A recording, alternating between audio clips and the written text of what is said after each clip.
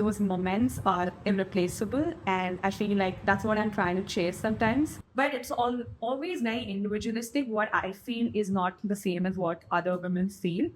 And we know everything is really fragmented. You have run groups, you have run clubs. It's all like small groups across the country. Hello, everyone. Welcome to The Winning Story, your one stop platform for credible sports news and inspiring tales of Indian athletes. Today, we have with us someone who traded spreadsheets for finishing lines. Aishwarya, hi, how are you? Hi, Rai. I am doing great. Okay, so let's first start at the very beginning.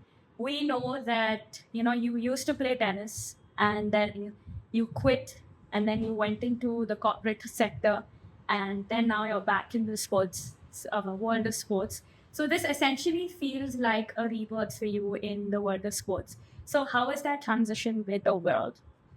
I've always felt like sport has never left me. That's why it's kind of found me at different avenues. I obviously started with tennis. That was when I was 9 or 10 years old. I watched this game of Federer and Nadal play at Roland Garros. That was in 2008. And I feel like that left a big mark on me. I obviously saw it on TV, but yeah, like I really was motivated to go and, play tennis. I love the fashion side and the power play of tennis. So I pursued it for about 5, 6 years. I got to like top 30 in the country and gave me a lot of momentum. And but I feel like at that time, like there was not that much of a mental side of sport. The psychology part of it.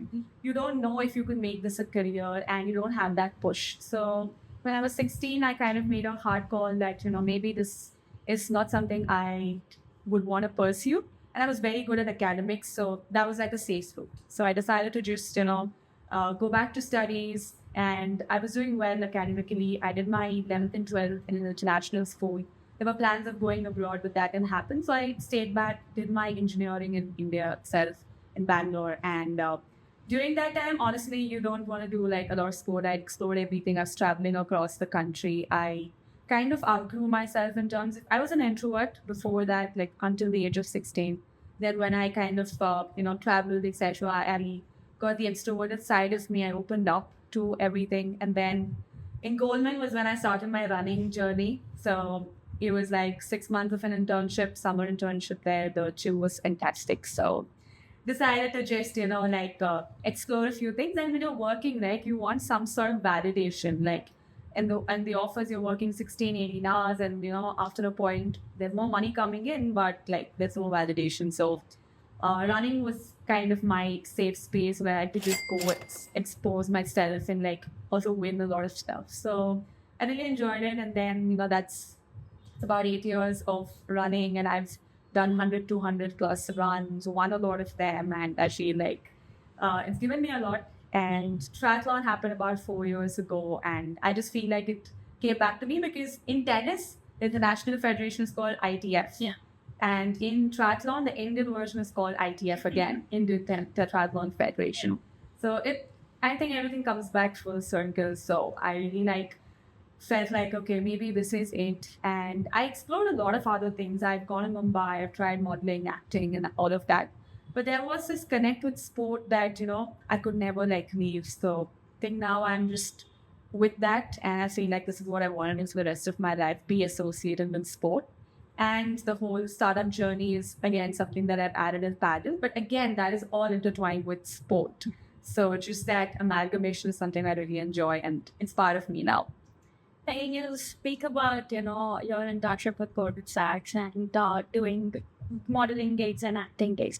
All of these roles, and you also speak about the money aspect of it, all of these roles come with a lot of job security, right? Whereas in sports, job security, financial stability is not guaranteed, right? So what made you leave that comfort space, push through?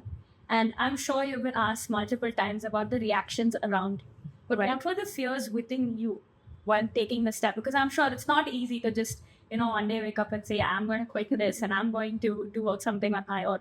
So what were the fears and how did you overcome those fears?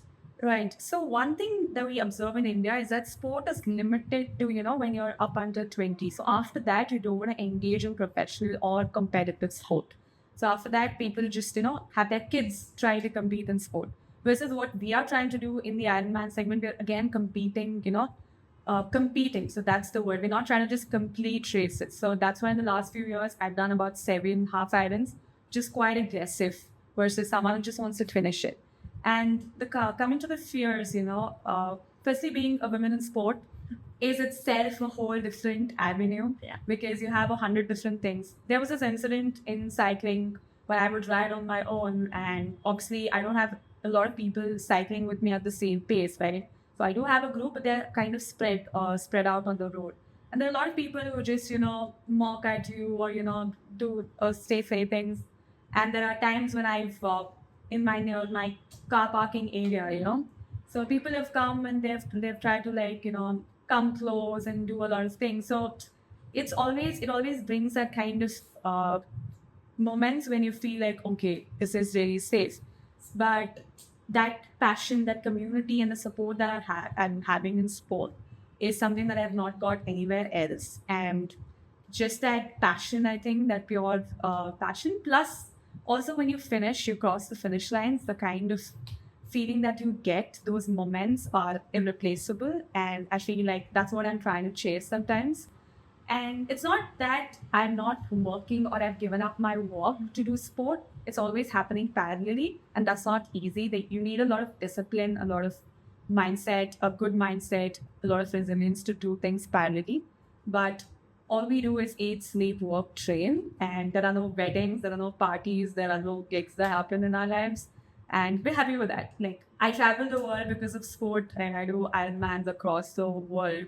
So I love sport. I love traveling. I love sport. I love startups. So I think I have what platter I love. So it works for me. That's lovely. You bring up a very good point about safety, about cycling and interacting with the public and people approaching you. There was, I think, in one of your previous interviews, you did mention about getting stuck on a highway and you didn't have your phone with you. Or something along those lines, because you want, like, when you go out to train, it's difficult to have your phone with you, especially when you're training for something like it. Yeah, right. So how do you navigate through that? Through those, I'm sure, there is that instinctive fear, right? It's not very safe out there for us. So how do you navigate through that? But so I come from a background, I mean, my mom was like my role model, and I know how much she's been through. She's an entrepreneur herself, as businesses, but things have gone up and down, and I know how much resilience she's built in emotionally, mentally. Like 2 years ago, I lost my dad, and that whole episode really triggered me. And I know how she's been, dealing with it.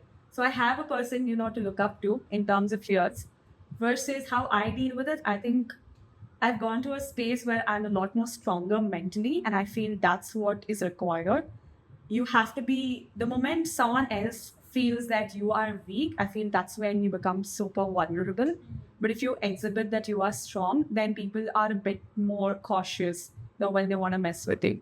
That said, yeah, like that incident, right? I had to walk about 1.5 hours on the highway because my bike was punctured. The teammates, they had left. But I feel like I could not even take a ride because my friends have been in the same situation. They've just hopped onto a truck and they just finish in. But I don't know if they'll drop me back safely or they just take me.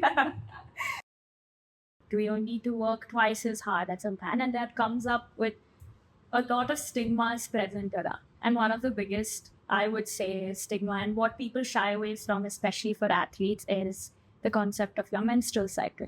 People don't take that into account, right? That's something that even when you're training, a lot of people don't know that there are 4 different phases within the month and your training is very different. Yeah. So what has that been like for you? Like, what do you want people to more understand about, how women train, especially when they're on their periods and the stigma around that?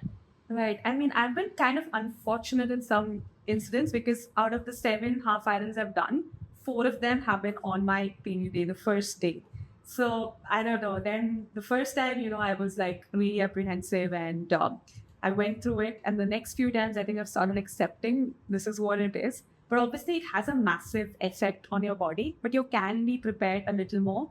That now I've started expecting the few days before my cycle. I know I'm having a lot more mood swings. I need more electrolytes. I probably need to like tone down the amount of other stressors that I have, maybe tone down work so that I can compensate if I'm having a race, or tone down my workouts. So something has to give. So I think working around it, accepting it is something that I've done. And I also again understand like what the phase is, how I power through. There are times when during the ovulation period where things can be a bit more low. But it's always very individualistic. What I feel is not the same as what other women feel. So it really depends, and that having that communication with your coach becomes like super important.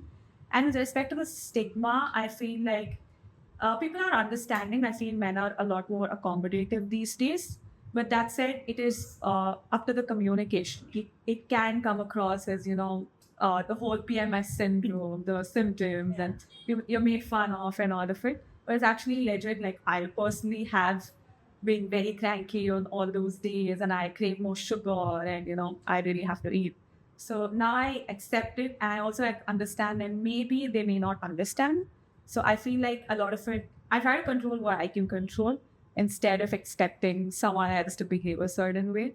But again, it's a gray area, right? So still learning in the process. So, like you mentioned, that men are more accommodative, they're open to it, communication aspect, but the infrastructure for women, especially when it comes to including your menstrual cycle, is not very great in the world of sports. So, what would you say should change, or what's that one change you would like to see so that the world of sports is more accommodating to all of this?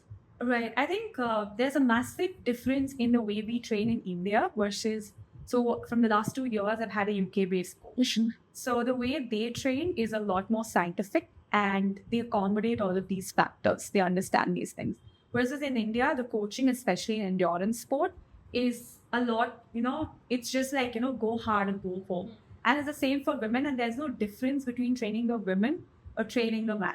So, these are the things that we understand, and that's where, that's one of the things that I want to bring in as I build Ultra, my brand, where we provide firstly scientific training, while we also incorporate the concept that training a girl is a lot different versus training a boy. So just, even from the coaching perspective, things change, because when you're an athlete, you may not be able to accommodate, or you don't have the cognitive load to do all of these things. You just want to execute.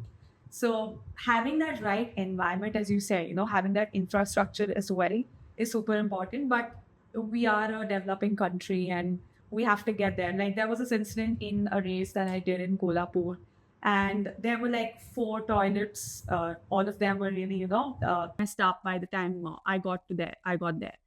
And guys can just, go outside, right? I mean, there was a massive open area versus what do I do? Yeah. So it's really difficult in those scenarios. You have no access to, just using a washroom.